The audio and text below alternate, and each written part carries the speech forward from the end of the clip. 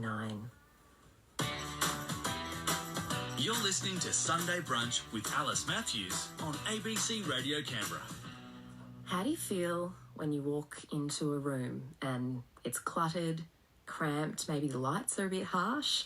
My mum always used to say, a tidy room is a tidy mind. And as a teenager, I rejected that wholeheartedly. But now I have to say she's absolutely right. And the energy of your environment, the placement of things in the room, is something Chinese culture has embraced for centuries. You may know it as Feng Shui. So how can we improve our own Feng Shui, and how much does it really have to do with the arrangement of your living room? Shelley Singh is a Feng Shui master consultant and life coach here in Canberra. Shelley, thank you. Thank you for having me, Alice. It's a pleasure. What's the Feng Shui like here in the ABC offices?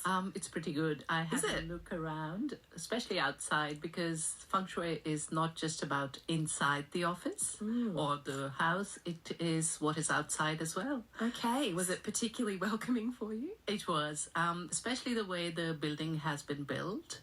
So it is being embraced by, it's called the Jade Belt. So it's like, the road is hugging the building. Yes. And that's considered very lucky. Oh, okay. So being on the corner of Wakefield and Northbourne is...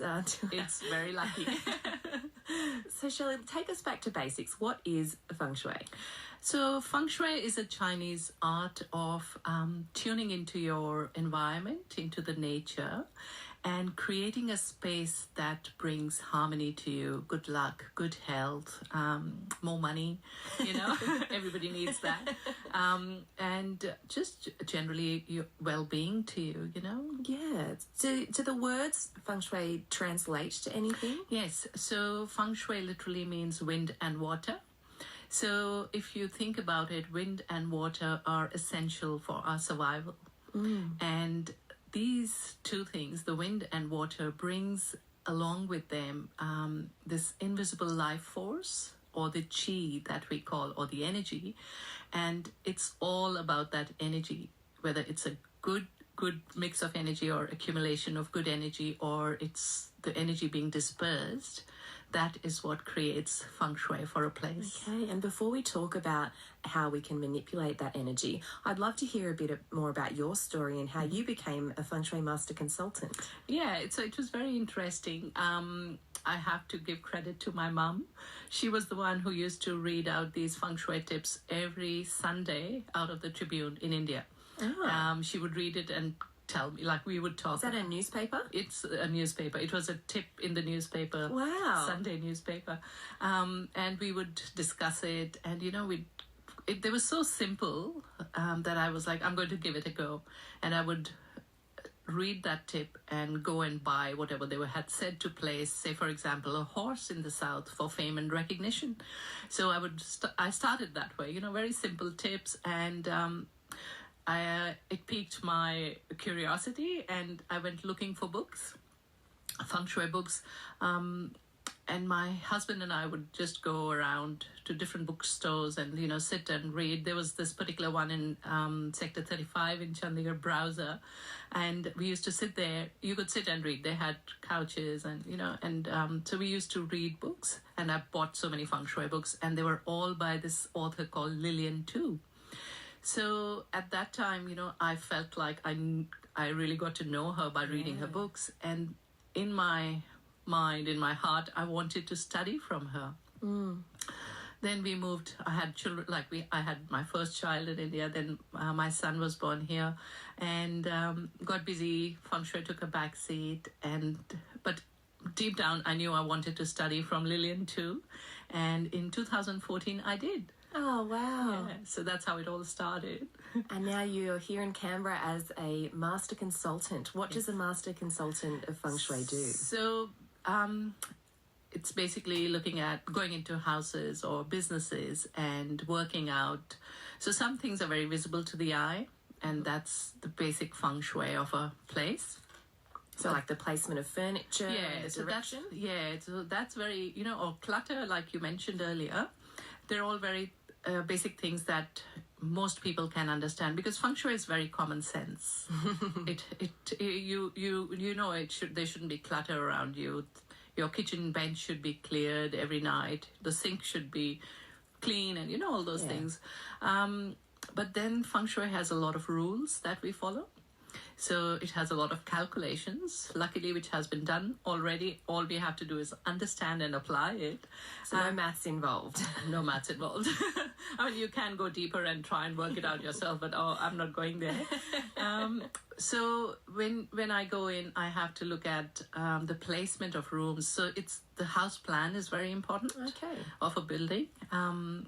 Then where it is placed based on the roads, what you have next to the building, behind the building, in front of it, in front of your main door, all those things come into play and have a big role to play. Okay, and what about when we come inside the house into something as basic as a living room? What is considered good feng shui or bad in a living room? Open space is always better. Do not have too much clutter, too much stuff, like too much furniture in a small room. They should not be placed just in a straight line. So the energy or the chi that I talked or mentioned earlier, it likes to meander. When it meanders, goes slowly, it brings good energy and it brings good luck. If it is going in a straight line, that is too fast because the energy just goes straight ahead and it becomes harmful then. So better to have furniture placed in a way that the energy can kind of go around it slowly and then settle. Oh, that makes so much sense. So you're using the things in your house to kind of guide that energy so as to not let it tear through or be constantly disrupted. It's too harsh otherwise. Yeah. So what are the flow-on effects from doing that? Does it make you feel more at peace? Yes, it definitely does. So I'll give you my example, but all my clients and friends and family say the same thing. When you walk into a house that has been feng shuied and you sit down in the living room, there is a sense of peace, calmness, and it's like, oh my God, this is so good. You can't pinpoint what it is. Yeah. Even I can't. But it's that balance, everything seems good. The world seems great, perfect. So, yeah. You're listening to ABC Radio and you're hearing from Shelley Singh, who is a Feng Shui master consultant and life coach here in Canberra. Shelley, how has Feng Shui helped you to empower others? I love Feng Shui for that because in Feng Shui you have a remedy or a cure for every problem. So if people are struggling with money, I can help them. If there are relationship issues, Feng Shui can help with that too. So anything that you can think of, it becomes very empowering because you are in control of your destiny, and then you can really change the way things are going in your life. So I think it just changes your life forever. Wow. If, like you said, you want to make more money this year, what does Feng Shui do to help, I guess, bring that energy and that vibe? Okay, so in Feng Shui, water is money. So when you have a water feature or a water fountain near your main door, that make sure it is facing inwards because otherwise the money will go out. It's very simple because Feng Shui is very symbolic as well. Yeah. So when you place the water feature according to the direction it should be in, it brings money luck. And this year the wealth star is in the south.